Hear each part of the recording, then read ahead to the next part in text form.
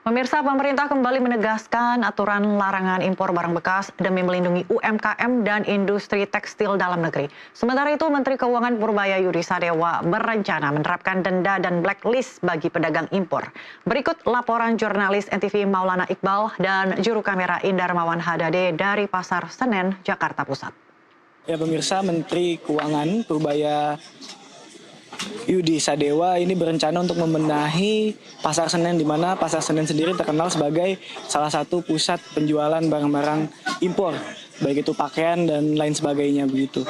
Dan saat ini saya sedang berada di Blok 3 Pasar Senen, di mana ini di lantai 2 ada sekitar 400-an toko yang menjual barang-barang impor. Dan saat ini memang kondisinya masih baru saja dibuka begitu, dan masih terlihat para pedagang sibuk merapikan barang dagangannya saat ini. Dimana memang baru saja Menteri Keuangan Purbaya Yudi Sadewa ini menyampaikan bahwasanya ia akan memberikan atau mengetatkan peraturan terkait dengan barang impor, di mana pada sebelumnya bagi pedagang yang mengimpor barang secara ilegal begitu, ini akan diberikan sanksi berupa pidana dan juga disita begitu barang dagangannya. Namun baru-baru ini ia menyampaikan bahwa akan memberikan sanksi berupa hukuman denda sekaligus juga memblacklist pedagang yang masih nekat begitu untuk menjual. Dimana nantinya blacklist sendiri ini akan diberlakukan pemerintah sehingga para pedagang ini tidak bisa lagi mengimpor barang. Dan saya juga akan coba bertanya saat ini dengan salah satu pedagang yang berada di Pasar Senen, bagaimana pendapat mereka terkait dengan wacana yang akan dilakukan oleh Menteri Keuangan Pak Purbaya. Selamat pagi Mas, dengan siapa namanya? Indra Kibo. Oke, Mas Indra mungkin boleh. Ya. Mas Indra udah jualan berapa lama di Pasar Senen, Mas? Kalau jualannya sih kalau saya baru masuk 2 tahun lah, 2 tahun. Nah.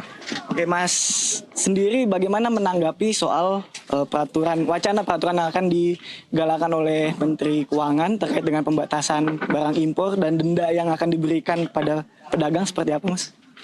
Sebenarnya sih wacana dari Pak Purbaya sangat bagus. Itu untuk kemajuan Indonesia.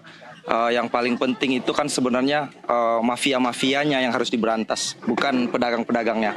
Kan sekarang mafia-mafia impor yang terlalu banyak di Indonesia ini, itu yang harus diberantas, bukan pedagang-pedagangnya. Pedagang-pedagangnya ini rakyat juga kan, mencari nafkah juga, di sini juga mencari nafkah. Kalau rakyat juga mencari nafkah, terus yang harus diberantas itu mafia-mafianya, mafia impornya, orang-orang bea cukai yang bermain gitu, itu yang harus diberantas.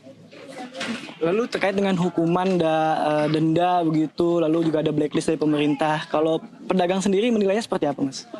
Itu mungkin harus dipertimbangkan lagi, karena ini juga kita juga rakyat kan, pedagang juga rakyat. Nah, pedagang juga pengen mendapatkan penghasilan toh.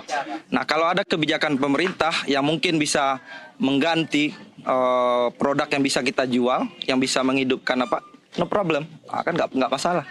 Yang penting ada solusi. Semua itu harus ada solusi. Segala kebijakan itu pasti ada solusinya. Dan saya tahu Pak Purbaya pasti sudah memikirkan itu.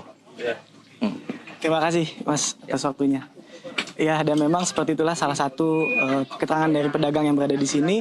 Nah, memang ia juga tetap mendukung begitu memang kebijakan yang disampaikan Pak Purbaya. Namun menggarisbawahi bahwa ini berlaku untuk mafia begitu, yang memang ada untuk terkait dengan peredaran barang-barang impor di Indonesia. Dan memang kedepannya ini masih belum dilakukan begitu oleh Menteri Keuangan Purbaya. Namun beliau sudah menyampaikan pernyataannya terkait dengan pemberian denda juga dengan memblacklist pedagang. Dan hal ini memang sebelumnya sudah diatur begitu oleh Peraturan Menteri Perdagangan nomor 40 tahun 2022 tentang barang yang dilarang ekspor dan juga barang yang dilarang impor. Yang ini tentu menjadi dasar bagi pemerintah dalam menetapkan peraturan. Sementara dari Jakarta, Maulana Iqbal dan juru kamera Indra Mawan Hadade, jurnalis NTV melaporkan.